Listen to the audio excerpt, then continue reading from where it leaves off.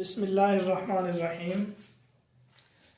اصول حدیث میں آج ہمارا سبق تحمل حدیث کے حوالے سے ہے، اور تحمل حدیث کے کل 8 طریقوں میں سے گزشتہ سبق میں ہم 3 طریقے پڑھ آئے ہیں۔ آج ہم تحمل حدیث کا جو چوتھا طریقہ ہے اس کے بارے میں پڑھیں گے۔ تحمل حدیث کا چوتھا طریقہ اس کو کہا جاتا ہے مناولہ۔ یہ مناولہ جو ہے یہ باب مفاعلہ کا مصدر ہے، باب مفاعلہ کا مصدر ہے، اور اس مناولہ کے لغوی معنی ہے دینا، اسی طرح لغوی معنی ہے عطا کرنا، اور اسی طرح اس کا لغوی معنی تحفہ بھی ہے۔ یہ مناولہ کا لغوی معنی ہے۔ مناولہ کا جو اصطلاحی معنی ہے یا اس کی جو اصطلاحی تعریف ہے وہ یہ ہے کہ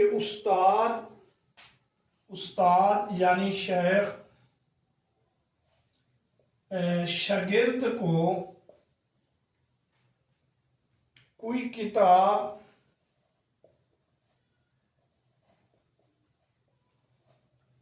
یا لکھی ہوئی حدیث دے۔ استاد جو ہے اپنے شاگرد کو حدیث کی کوئی کتاب دے دے یا لکھی ہوئی حدیث دے دے۔ استاد اپنا رجسٹر یا جس کے اوپر اس کے نوٹس بنے ہیں یہ چیز اپنے شاگرد کو دے دینا، اس کو اصطلاح میں جو ہے مناولہ کہتے ہیں۔ تو مناولہ کی تعریف ہوگی کہ شیخ اپنے شاگرد کو کوئی کتاب یا لکھی ہوئی حدیث دے دے، یہ مناولہ ہے۔ اب یہ جو مناولہ ہے اس کی 2 قسمیں ہیں۔ مناولہ کی جو 2 قسمیں ہیں وہ کون سی ہیں؟ وہ ہیں کہ پہلی قسم کا نام ہے مناولہ بالاجازہ، اجازت کے ساتھ، اور جو دوسری قسم ہے وہ ہے مناولہ بغیر الاجازہ یا مجرد عن الاجازہ۔ بغیر الاجازہ اس کو مجرد عن الاجازت یوں بھی کہتے ہیں۔ مناولہ بالاجازت کا مطلب یہ ہے کہ استاد اپنے شاگرد کو جو کتاب یا لکھی ہوئی حدیث دے رہا ہے اس کو آگے روایت کرنے کی اجازت بھی دیتا ہے۔ تو مناولہ کا مطلب ہے کتاب دینا، اجازت کا مطلب ہے آگے روایت کرنے کی اجازت دینا۔ اور دوسری جو ہے وہ ہے مناولہ بغیر الاجازہ یا مجرد کا معنی خالی، یعنی وہ مناولہ جو اجازت سے خالی ہو۔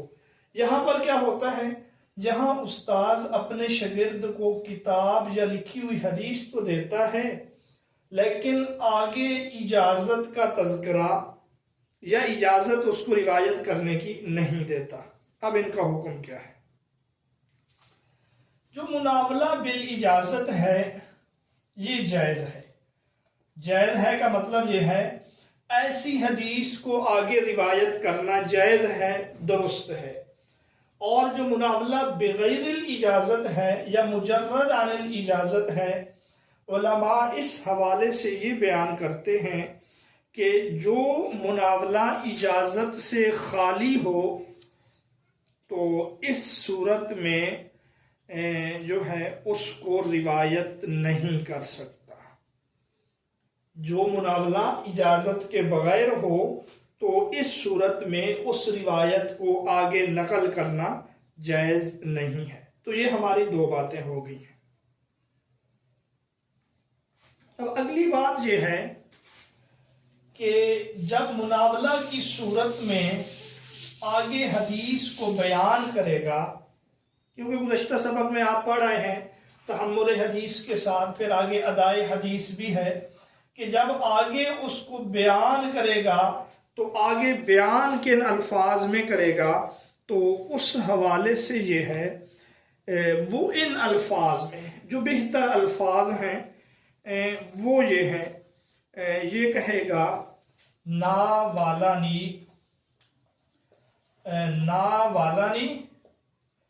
و اجازانی، کہ استاد نے مجھے یہ کتاب دی اور مجھے اس کی اجازت بھی دی، یہ بہتر صورت ہے، اس طریقے سے آگے بیان کرے گا۔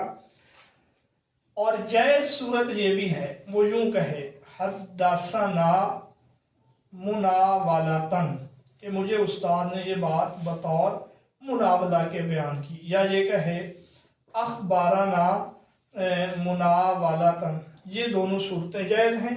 بہتر صورت مناولہ کی صورت میں یہ ہے۔ تو یہ تحمل حدیث کا چوتھا طریقہ تھا مناولہ، اس کے متعلق ہم نے تفصیل سے پڑھ لیا ہے۔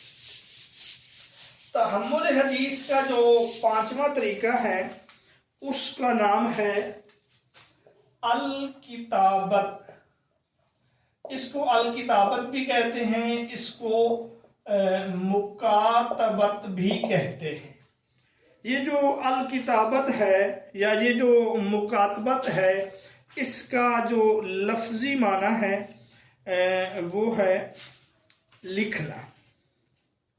کتابت کا لفظی معنی بھی لکھنا ہی ہے، اور کتابت کی جو تعریف کی جاتی ہے، اصطلاحی تعریف، وہ یہ ہے کہ استاد جو ہے اپنے شاگرد کو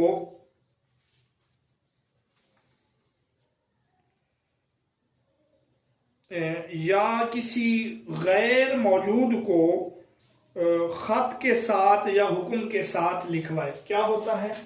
استاد کسی شاگرد کے لیے یا غیر موجود شخص کے لیے احادیث لکھوائے، اس کو کیا کہتے ہیں؟ اس کو کتابت کہتے ہیں۔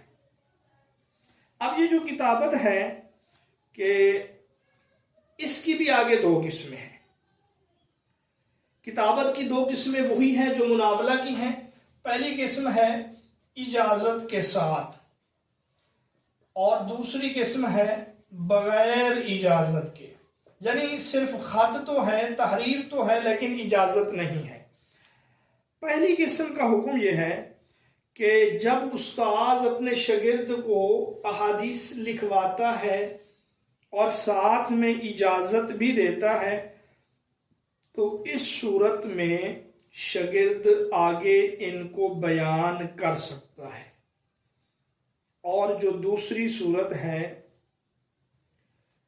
اس دوسری صورت میں جو بغیر اجازت کے ہے، علماء کا آپس میں اختلاف ہے۔ تو بعض علماء یہ کہتے ہیں کہ یہ دوسری صورت جو ہے جائز نہیں ہے، یعنی جو اجازت سے خالی ہے اس صورت میں آگے بیان کرنا جائز نہیں ہے، جبکہ بعض علماء اس صورت میں بھی جواز کے قائل ہیں۔ وجہ اس کی یہی ہے کہ جب استاذ کسی شاگرد کے لیے اہتمام کے ساتھ یہ چیزیں لکھوا رہا ہے، تو یہ اس بات کی دلیل ہے کہ استاذ اس کو آگے روایت کرنے کی اجازت بھی دے رہا ہے۔ بہرحال مکاتبت کی صورت میں جو مکاتبت بغیر اجازت کے ہو، یہ ذرا اس مناولہ بغیر اجازت سے بہتر ہے۔ جو مناولہ بغیر اجازت کے ہے اس میں علماء اتفاق کرتے ہیں کہ جائز نہیں ہے آگے بیان کرنا، لیکن جو مکاتبہ بغیر اجازت کے ہے اس میں علماء اختلاف کرتے ہیں۔ بعض اس کو بھی ناجائز سمجھتے ہیں، جبکہ بعض علماء جو ہیں وہ اسے جائز سمجھتے ہیں۔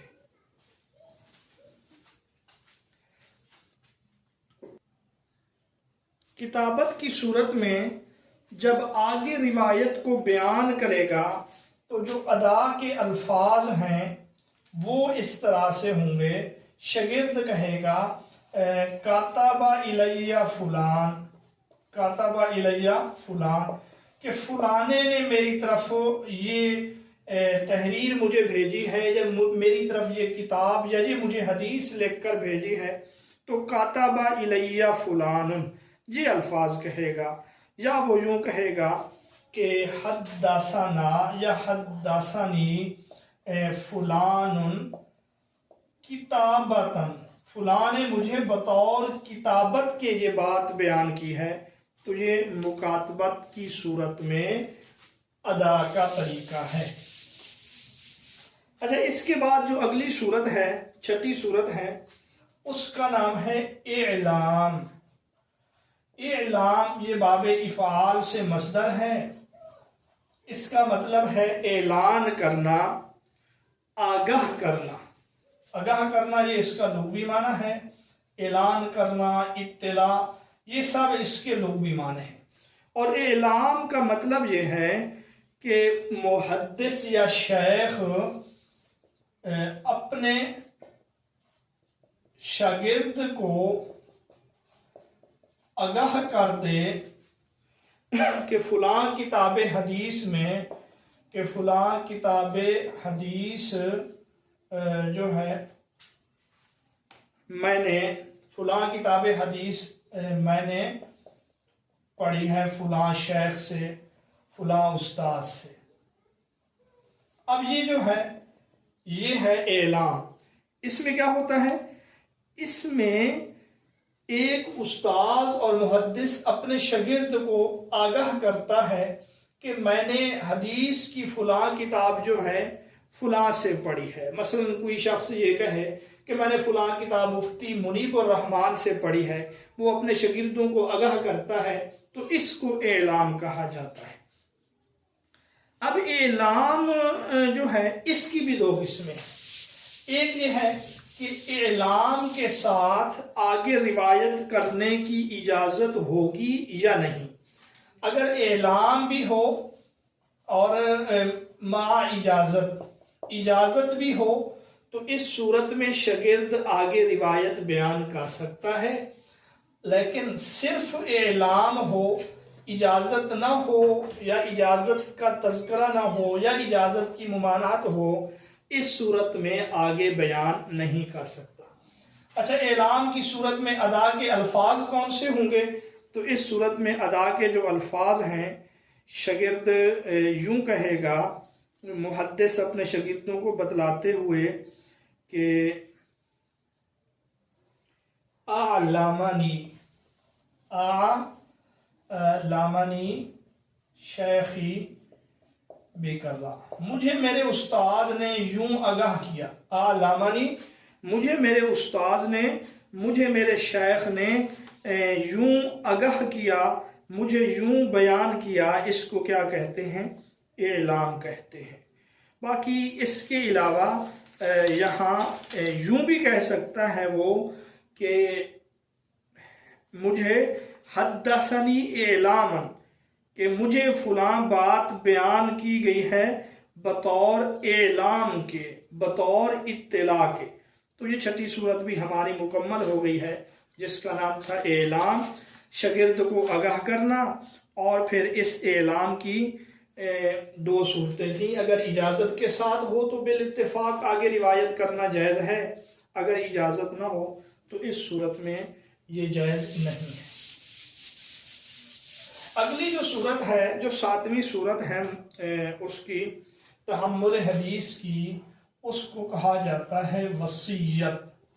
یہ تحمل حدیث کا ساتواں طریقہ ہے، یا یہ تحمل حدیث کی ساتویں قسم ہے، جس کا نام کیا ہے؟ جس کا نام ہے وصیت۔ وصیت کا مطلب یہ ہے کہ محدث بوقت موت، کیونکہ عام طور پہ موت کے وقت وصیت کی جاتی ہے، یا یہ ہے کہ بوقت سفر، محدث کسی بڑے سفر پہ جا رہا ہے، اس زمانے میں آج کل کی طرح تو سفر نہیں ہوتے تھے، مہینے لگ جاتے تھے، سالوں لگ جاتے تھے، تو محدث جو ہے وہ سفر کے وقت یا اپنی موت کے وقت کسی کتاب کی وصیت اپنے شاگرد کے لیے کر دے تو اس کو کیا کہا جاتا ہے؟ اس کو وصیت کہا جاتا ہے۔ اب اس کا حکم کیا ہے؟ اس کا حکم یہ ہے، یہاں صرف وصیت ہے، لہٰذا اس کو آگے روایت کرنا جو ہے وہ درست نہیں ہے۔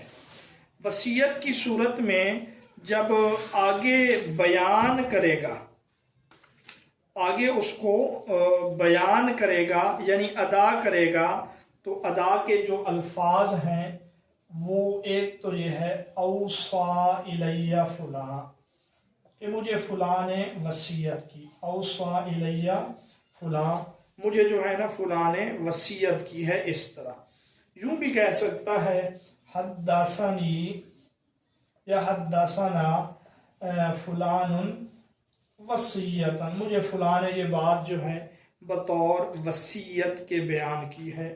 تو یہ تحمل حدیث کا 7واں طریقہ تھا جس کو ہم نے پڑھ لیا ہے۔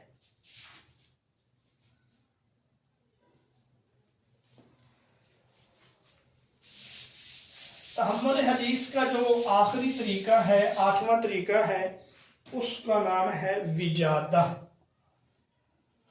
یہ وجادہ واو کے نیچے زیر ہے، یہ مصدر ہے۔ عام طور پہ ایسا مصدر کم استعمال ہوتا ہے۔ وجادہ کا معنی ہے پانا، مصدر ہے، اس کا معنی ہے پانا۔ اور وجادہ کا مطلب یہ ہے کہ کسی محدث کا تحریر کردہ نسخہ، کسی محدث کا تحریر کردہ نسخہ یا کتاب یا نوٹس وغیرہ جو ہیں کسی شخص کو یا شاگرد کو مل جائے، اس کو کیا کہا جاتا ہے؟ اس کو وجادہ کہا جاتا ہے۔ اور پھر وہ شخص جو ہے محدث کی تحریر اور خط کو پہچانتا ہو، خط کو جان سکے، یعنی وہ تحریر کو دیکھ کر، خط کو دیکھ کر یہ اندازہ کر لے، یہ پہچان لے کہ یہ جو نسخہ ہے یا یہ جو کتاب ہے، یہ جو نوٹس ہیں، یہ فلاں محدث کے ہیں، تو اس چیز کو جو ہے وجادہ کہا جاتا ہے۔ اور وجادہ کی صورت میں روایت کرنے کا جو حکم ہے، کیونکہ یہاں اس کے ساتھ کوئی ملاقات وغیرہ کچھ نہیں ہے، تو یہ منقطع کے درجے میں ہے۔ اس کا حکم یہ ہے، یہ منقطع کے درجے میں ہے۔ اور وجادہ کی صورت میں جو ادا کے الفاظ ہوں گے، حدیث کو آگے ادا کرنے کے جو الفاظ ہوں گے وہ یوں ہوں گے، وہ کہے گا وجدت بخط فلان، شاگرد یوں کہے گا وجدت بخط فلان، کہ میں نے جو ہے فلاں کے خط کو پایا، یا یوں کہے گا کہ بالغنی عن فلان، یہ بات مجھے فلانے سے پہنچی ہے۔ اس کو وجادہ کہا جائے گا۔ اور آج کے دور میں، موجودہ دور میں، اگر پرانے بزرگوں کے ہاتھ سے لکھے ہوئے ہمیں نسخے مل جائیں تو اس کو بھی وجادہ کہا جائے گا۔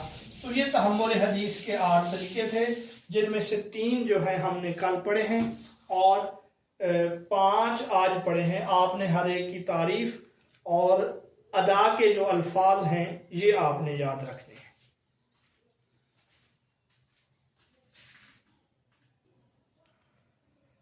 تحمل حدیث کے آخر میں ادائے حدیث کے الفاظ کو جو جیسے یہ حدثنا ہے یا اخبارنا ہے، اب ہر راوی جب حدثنا کہے یا اخبارنا کہے اور یوں لکھا جائے کتاب میں تو بہت زیادہ صفحات بھی لگ جائیں گے اور جو ہے وقت بھی زیادہ لگے گا۔ اسی لیے علماء نے ان کے مخففات تیار کیے ہیں جو اس پر دلالت کرتے ہیں، اور حدیث کی کتابوں میں یہ مخففات جو ہیں درج ہیں، تو ہم مختصر طور پہ ان مخففات کو پڑھتے ہیں۔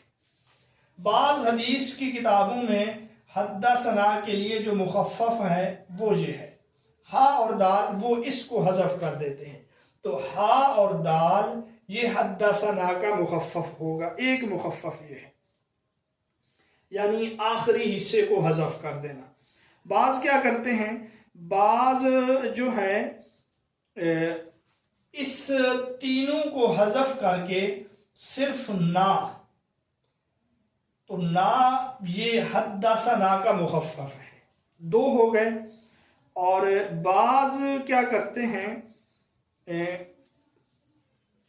ان دو کو حذف کرتے ہیں، ہا اور دال کو یوں کرتے ہیں سنا، تو یہ سے اور نون الف نا یہ حدثنا کی طرف اشارہ ہے۔ امام بخاری اور امام مسلم کا منہج کیا ہے، تو امام بخاری رحمۃ اللہ علیہ جو ہیں وہ حدثنا کے لیے نا کا لفظ استعمال کرتے ہیں۔ تو امام بخاری یا بخاری شریف میں جہاں اس طرح لکھا ہوا ہو راوی یا سلسلہ سند میں، تو اس کا مطلب ہے حدثنا۔ اور امام مسلم رحمۃ اللہ علیہ کیا کرتے ہیں، یہ امام بخاری کے نزدیک ہے، اور یہ ہے امام مسلم رحمۃ اللہ علیہ کے نزدیک، آپ سا اور نون کا کیا کرتے ہیں، اضافہ کرتے ہیں۔ چلیں یہ تو ہو گیا حدثنا۔ اب ہم آگے اخبارنا کو دیکھتے ہیں، اخبارنا کے حوالے سے کیا کرتے ہیں۔ تو اخبارنا میں سے بعض جو ہے خبر کو محذوف کر دیتے ہیں اور یوں لکھتے ہیں، یعنی خبر کو درمیان سے ختم کر کے، یہ جو ہے اب یہ مخفف ہے اخبارنا کا، اور زیادہ مشہور بھی یہی ہے۔ تو اب سکالر کیا ہوگا، مثلا آپ سے پوچھا جائے نا اور اسم ان دونوں میں کیا فرق ہے، تو یہ حدثنا کے لیے ہے اور یہ کس کے لیے ہے، یہ اخبارنا کے لیے ہے ایک۔ اور بعض جو ہے اخبارنا میں سے، اب یہ دیکھیں اخبارنا کو یوں کر دیتے ہیں، الف ہم نے نیچے رکھا اور الف کے بعد جو ہے دوسرے نمبر پہ ہم را کو لے آتے ہیں، پھر یہ تین الفاظ جو ہیں یہ بھی اخبارنا کے کیا ہیں، مخفف ہیں، گویا کہ خا اور با کو ختم کر کے ان تین الفاظ کا بطور اختصار کے ذکر کرنا، یہ بھی اس کا ایک طریقہ ہے یا محدثین کا ایک اسلوب ہے۔ اسی طرح بعض جو ہیں وہ کیا کرتے ہیں،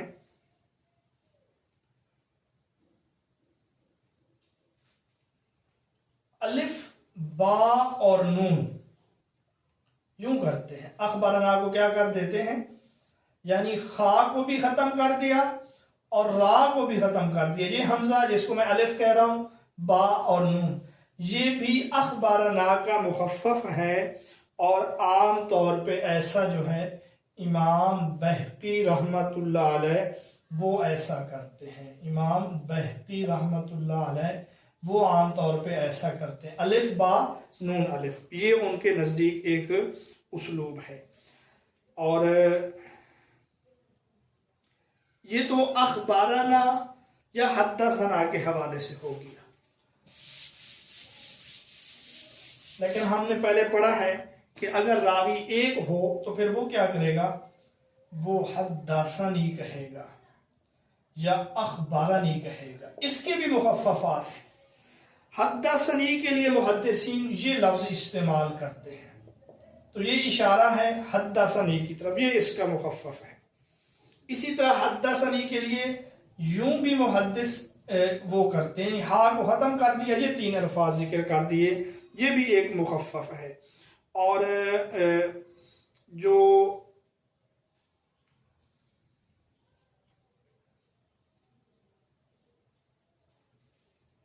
یہ جو ہیں حدثنی کے لیے یہ دو الفاظ استعمال ہوتے ہیں، اور اگر اس کے ساتھ حدثنا یا حدثنی کے ساتھ قالا بھی ہو، قالا یعنی اس نے یوں کہا، تو اب وہ کیا کرتے ہیں، بعض اوقات یوں کر دیتے ہیں، قاف قاف سا اور نون، اب یہ اصل میں کیا ہے، قالا اور یہ ہے حدثنا، وبہ قال حدثنا، جیسا کہ آپ سند میں پڑھتے ہیں۔ بعض جو ہیں وہ قالا کے لیے صرف قاف کا استعمال کرتے ہیں، تو یہ کچھ مخففات تھے حدثنی، حدثنا اور اخبارنا کے حوالے سے۔ تو یہ تحمل حدیث کا آج ہمارا سبق مکمل ہو چکا ہے۔